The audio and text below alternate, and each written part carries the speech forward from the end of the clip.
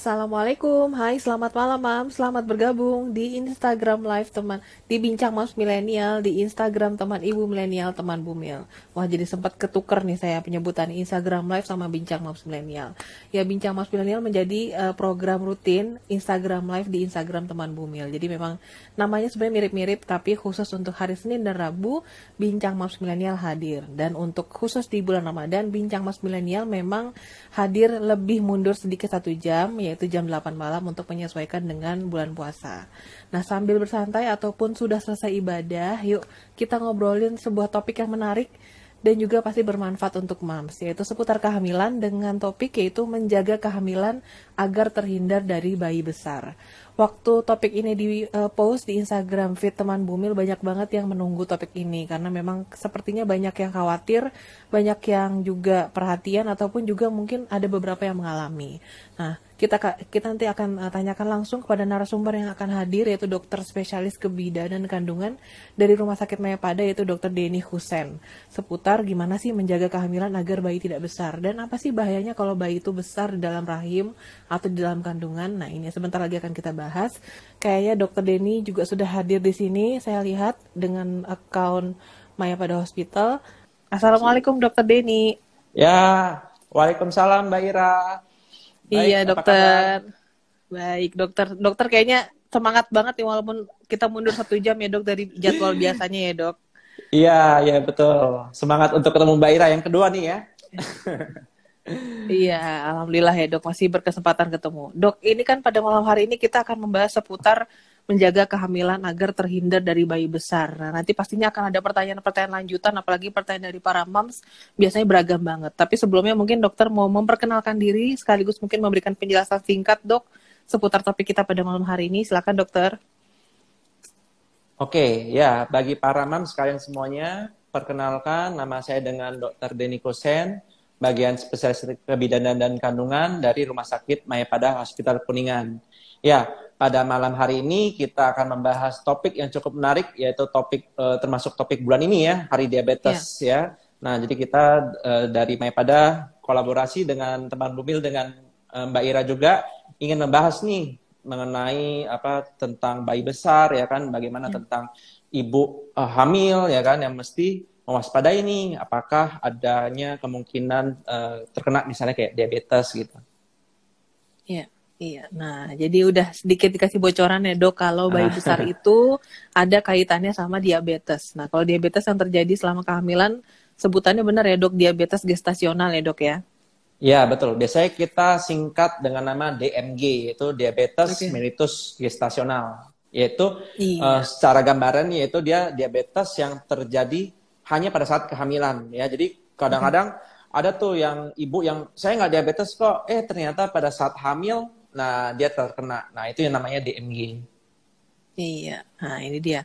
Nah, langsung aja nih dok, saya pengen nanya. Kan kalau misalnya ngomongin bayi besar, pasti nggak jauh-jauh dari DMG itu tadi, atau diabetes mellitus gestasional. Gestasional. Sebenarnya apa sih? Ya, apa dok kaitannya antara diabetes gestasional ini sama ukuran bayi yang besar dok?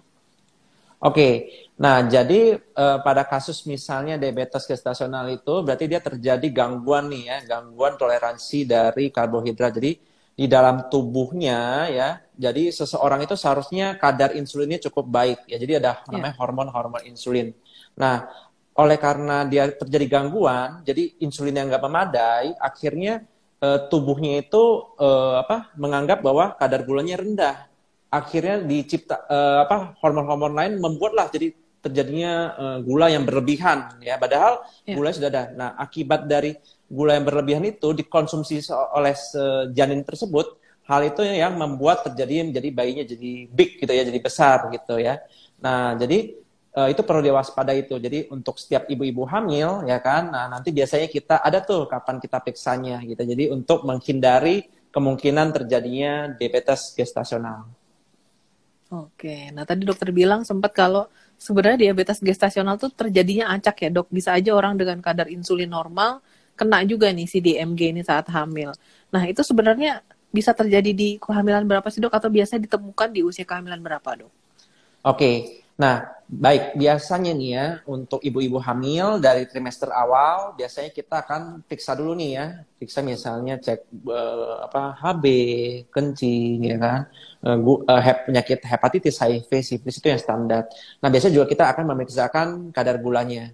Nah jadi nanti perlu dibedakan nih antara dia diabetesnya apakah karena kehamilan atau dia sebelumnya sudah pernah kena diabetes. Nah, jadi biasanya pada saat trimester pertama, kita akan cek dulu nih kadar gulanya sama ada namanya gula darah, misalnya gula darah bisa sewaktu, bisa puasa, atau yang lebih akurat lagi itu HbA1c. Nah, itu lebih akurat kenapa? Karena dia akan melihat rekor 3 bulan terakhir. Jadi kalau dengan HbA1c itu dia sensitivitas lebih tinggi. Nah, jadi kalau Ya. misalnya nih dia trimester 1 sudah ada gangguan di sana, nah itu perlu dipikirkan kemungkinan itu bukan karena kehamilan, tetapi dia ada riwayat diabetes sebelumnya ya. Jadi biasanya Ya. itu disebut juga diabetes DM tipe 2. Jadi ada tipe 1, ada tipe 2. Nah, rata-rata kebanyakan tipe 2. Nah, sedangkan kalau untuk kehamilan sendiri, biasanya kita akan memeriksa kembali. Jadi untuk usia kehamilan yaitu sekitar 24 sampai 28 minggu, biasanya kita akan memeriksa namanya TTGO. TTGO adalah tes toleransi glukosa oral ya. Jadi nanti itu ada pemeriksaan gula ya. Itu berbeda sama yang biasa. Bedanya Ya. apa? Nanti mamnya biasanya akan disuruh untuk puasa dulu. Puasa sekitar 8 sampai 12 jam ya sebelumnya. Nah, jadi puasa, kemudian mam akan diambil darahnya ya. Setelah diambil darah, nanti dari laboratorium mereka akan memberikan seperti air gula ya. Air gulanya itu adalah sekitar 75 gram dimasukkan ke dalam 200 cc air. Nah, terus nanti mam akan minum. Nah, setelah minum nanti sekitar 2 jam lagi diperiksa ulang lagi. Nah, Ya. itu yang nanti akan menentukan nih apakah mamnya ada ke arah DMG atau enggak gitu. Oke, jadi itu beberapa prosedur untuk pemeriksaan untuk apa ya dok, menegakkan diagnosisnya diabetes gestasional atau mungkin sebelumnya sudah punya gangguan insulin, hormon insulin itu ya dok ya. Ya, betul. Nah, ini pengen tahu dok, sebenarnya Hmm. siapa sih dok yang berpotensi atau punya faktor risiko bisa terkena DMG ini dok? Oke, jadi sebenarnya untuk pemeriksaan ini sebaiknya sih diperiksakan ke semua ibu hamil ya. Jadi makanya kadang-kadang ada yang kurang aware nih ya. Kadang-kadang ada tuh Ya. saya dapat pasien, dia sudah hamil, sudah mau mendekati persalinan, saya tanya, udah pernah cek lab belum? Belum pernah sama sekali. Kadang-kadang saya agak sedih juga gitu loh ya. Kadang-kadang ya kita mesti agak dari awal nih kita tekankan ya. Jadi mesti diperiksakan dari awal. Jadi kadang-kadang ada tanya, dong ngapain diperiksa gitu ya. Kadang-kadang gitu. Jadi kita mesti kasih tahu bahwa ada periode-periodenya kapan kita memeriksakan ini. Nah, jadi tadi kembali lagi, jadi kita akan memeriksakan untuk dipastikan nih apakah ada masalah nggak untuk permasalahan gulanya seperti itu. Iya, iya. Baik, dokter. Jadi memang kalau ketika dokter memang menyarankan pemeriksaan lab ya diikutin aja ya, Dok. Mungkin kan kadang-kadang jadi deg-degan juga, tapi sebenarnya bukan Hmm. berarti ada apa-apa, tapi demi pencegahan juga ya, Dok ya. Ya, untuk pencegahan betul betul. Iya. Ya, jadi Iya. tadi apa mengenai penyebabnya ya sebelumnya ya. Iya. Nah, jadi itu biasanya bisa terjadi nih, misalnya seseorang yang keluarganya ada riwayat diabetes, ya. Jadi nanti misalnya dari orang tuanya, ya, dari keluarganya ada riwayat diabetes. Nah, itu ada kemungkinan, ya. Iya. Kemudian dia ada riwayat diabetes sebelum hamil, nah itu bisa juga.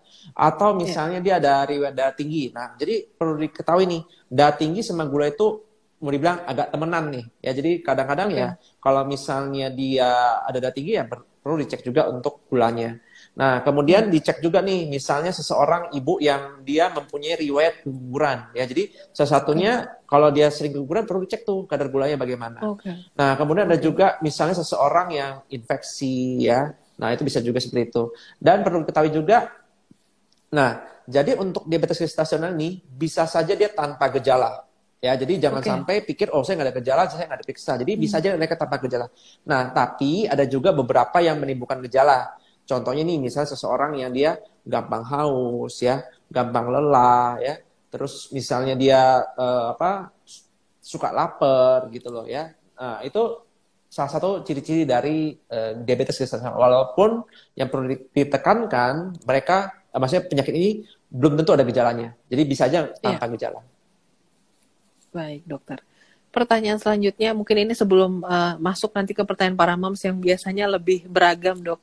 Sebenarnya Ya. kalau bayi, ketika kita tahu bayi kita lebih besar daripada usianya, itu bisa terjadi apa sih dok? Atau risikonya apa sih dok? Oke, nah jadi untuk bayi-bayi yang dengan diabetes gestasional rata-rata memang dia lebih besar ya. Kenapa? Karena asupan gulanya berlebihan ya. Jadi mereka dapat Ya. kadar gula lebih tinggi. Nah, jadi memang lebih beresiko. Resikonya apa? Yaitu dengan bayi yang besar ya kan. Resikonya itu pada saat misalnya mau persalinan ya, misalnya pada saat mau persalinan normal, nah terjadi atau istilahnya namanya distosia. Distosia artinya adalah bayinya susah keluar atau macet lah istilahnya. Nah, bahkan ada resiko hingga cedera pada bayinya. Contohnya biasanya itu cedera pada bahunya gitu ya. Nah, itu yang kadang-kadang membuat jadi karena di bayinya besar ya. Jadi kalau di Indonesia sendiri dianjurkan kalau ingin lahir normal yaitu di bawah 4 kilo. Ya, jadi kalau misalnya Oke. lebih dari 4 kilo memang dianjurkan untuk secara operasi ya karena Ya. untuk dipaksakan normal takutnya resiko hingga ke janinnya sendiri. Selain itu juga berisiko untuk ibunya. Jadi ada juga beberapa kasus yang dia sampai panggul ibunya sampai apa ya, sampai terjadi dislokasi gitu loh. Jadi gara-gara bayinya yang besar tersebut. Iya, ya. Jadi memang pastinya menyulitkan proses persalinan kalau misalnya memilih untuk yang pervaginam itu ya dok ya. Ya, makanya biasanya Iya. kalau dengan kasus-kasus seperti ini kita akan optimalkan nih dari awal nih. Jadi usahakan agar nanti ibunya akan kita kasih apa terapi ya kan. Jadi biar terkontrol nih gulanya aja. Jadi dengan gula darah terkontrol, nah nanti diharapkan sekitar 38 mingguan nanti akan apa bisa untuk persalinan karena takutnya kalau sudah sampai makin besar, tahunnya resikonya makin besar bayinya, nah resiko untuk persalinannya lebih tinggi gitu. Iya. Baik dokter. Kayaknya udah cukup nih dok kalau pertanyaan dari saya. Sekarang saya akan mulai bacakan pertanyaan dari para moms ya dok ya. Ya, silakan. Iya, pertanyaan pertama dari Moms Maria Angelina.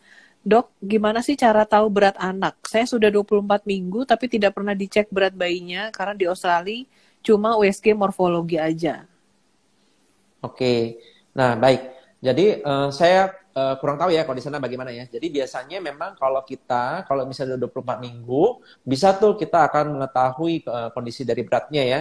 Jadi biasanya kita akan mengukur dari USG itu dari misalnya dari ukuran kepala, ukuran perut ya, sama dari kakinya. Nah, dari sana kita akan mendapatkan kalkulasi sekitar estimasi lah beratnya berapa ya. Atau misalnya kalau misalnya nggak ada USG ya kita pengukuran dengan menggunakan tinggi fundus ya, itu cuma Iya, sebagai perkiraan ya dari sentimeter.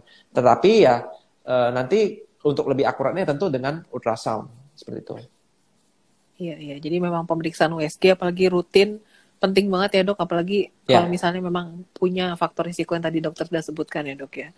ya Pertanyaan betul. selanjutnya dari Mams Desri Muli. Dok, saya hamil 34 minggu, bayinya besar. Gimana ya dok, harus ngapain nih? Padahal makanannya udah dijaga. Nah ini pasti juga pertanyaan para moms sih, kebanyakan ya dok.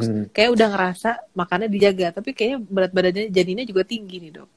Oke, nah nanti itu perlu dievaluasi terlebih dahulu ya, Ya, besarnya berapa ya. Jadi untuk kita tahu ini dia termasuk dalam bayi yang berlebihan atau masih dalam batas wajar. Nah nanti perlu kita evaluasi. Dan perlu kita ketahui yaitu penyebabnya dulu nih, ya kan? Apakah dari mamsnya ada faktor risiko atau enggak ya?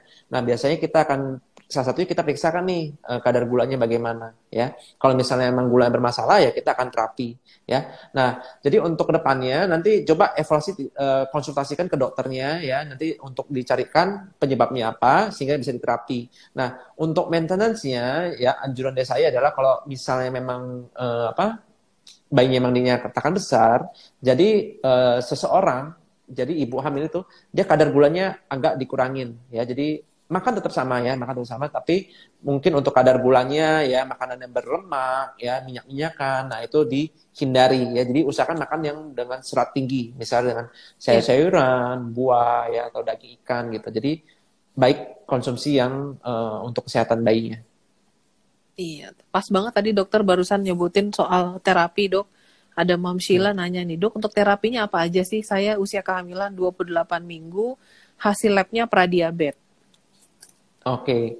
Nah, jadi nanti dicari dulu ya apakah mamnya itu sudah. Nah, jadi kalau 28 minggu masih bisa nih kita cek nih namanya TTGU tadi itu ya. Jadi dipastikan dulu apakah ini ke arah diabetes mellitus gestasional atau sebelumnya memang ada diabetes ya. Nah, jadi untuk terapinya biasanya kita akan memberikan salah satunya seperti obat gula gitu ya. Nah, jadi itu untuk menekan nih ya si hormon insulinnya yang tinggi dalam darah. Ya. Nah, biasanya kita akan memberikan itu dan kita tetap akan memberikan asupan vitamin sehari-hari ya dan dijaga juga untuk pola makannya ya. Jadi dengan pola makan yang baik ya kan tercukupi gizinya ya kan. Kemudian kadar gula yang tinggi berlebihan tidak boleh. Jadi dianjurkan makan yang berserat tinggi seperti itu. Iya, baik dokter. Pertanyaan selanjutnya dari Mams Riri Midawati. Dok, kalau minum es terus bisa bikin bayi besar nggak ya? Nah, ini mungkin agak jauh dari topik kita, tapi sebenarnya kalau untuk orang awam takutnya ada hubungannya, dok. Silakan dok dijelaskan. Ya, ini sering nih pertanyaan kayak gini nih ya kan. Apa minum air es bisa menyebabkan gemuk atau besar? Jadi sebenarnya kalau cuma air es doang itu sih enggak ya. Jadi kadang-kadang itu air es itu yang dicampur nih, misalnya kayak campur gula ya, sirup-sirup. Nah, itulah yang membuat kandungan gulanya tinggi. Nah, itu membuat bisa jadi besar. Tapi kalau cuma air es doang, nggak ada kandungan apa-apa, nggak ada kandungan manisnya, itu tidak. Seperti itu. Iya, jadi jangan termakan mitos ya dok. Kalau air ya, es itu apapun, salah satu mitos mungkin air putih, yang sering ini ditanya-tanyakan, betul. Iya, kayaknya dia masih jadi juaranya ya dok. Juara 1 untuk mitos di kehamilan yang paling banyak ditanyain ya dok ya. Iya, betul. Betul. Baik, mungkin sebelum kita mengakhiri sesi ini, dokter ingin menyampaikan pesan penutup untuk para mam seputar topik kita. Silakan dokter. Bagi para mam sekalian ya, menyangkut topik kita pada malam ini yang perlu saya ingatkan yaitu para mam sekalian jangan anggap sepele ya mam ya. Jadi anjuran dari saya adalah lakukan pemeriksaan lab darah ya dari awal kehamilan. Jadi dipastikan nih nggak ada permasalahan di kadar gulanya. Kemudian nanti jangan lupa lagi, jangan bosan nih. Saya pikir loh saya dulu sudah pernah cek gula, kenapa kok saya cek gula lagi gitu ya. Jadi emang ada kayak gitu mam. Jadi nanti pada saat 24 atau 28 minggu akan dicek ulang lagi gulanya, tapi dengan pemeriksaan yang berbeda. Kalau yang awal namanya HbA1c dengan kadar gula biasa, nah nanti yang pada saat 24 sampai 28 minggu ini akan dicek namanya TTGO. Dan nanti biasanya pada saat akhir kehamilan akan dicek ulang lagi itu Hb darahnya. Jadi tujuannya adalah untuk menyingkirkan kemungkinan-kemungkinan yang terjadi. Jadi diharapkan dengan pemeriksaan yang rutin, mam kontrol hamil rutin juga, diharapkan perkembangan bayinya berjalan dengan baik dan sehat. Iya, yang penting jangan keburu stres atau mungkin jadi panik berlebihan ya dok, kalau ketika memang ada indikasi atau diagnosis tertentu ya dok ya. Ya betul, jangan stres, jangan ini ya, jadi positive thinking lah, mudah-mudahan perkembangan bayinya sehat. Baik, Dokter Denny. Terima kasih untuk penjelasannya. Penjelasannya nggak nakut-nakutin, tapi malah nenangin ya. Karena dokter selalu nekanin kalau jangan stres, tenang aja. Karena di bawah pengawasan dokter, semuanya bisa dikendalikan. Dokter Denny Husan, terima kasih dari Rumah Sakit Mayapada Hospital Kuningan. Semoga kita punya kesempatan lagi dok untuk membahas topik yang lebih menarik seputar kehamilan. Dan terima kasih juga untuk para moms yang sudah mengikuti Bincang Moms Milenial versi Ramadan. Kita ketemu lagi di hari yang berbeda dengan topik yang pastinya menarik. Assalamualaikum, selamat malam. Terima kasih dokter. Ya, selamat malam. Terima kasih Mbak Ira.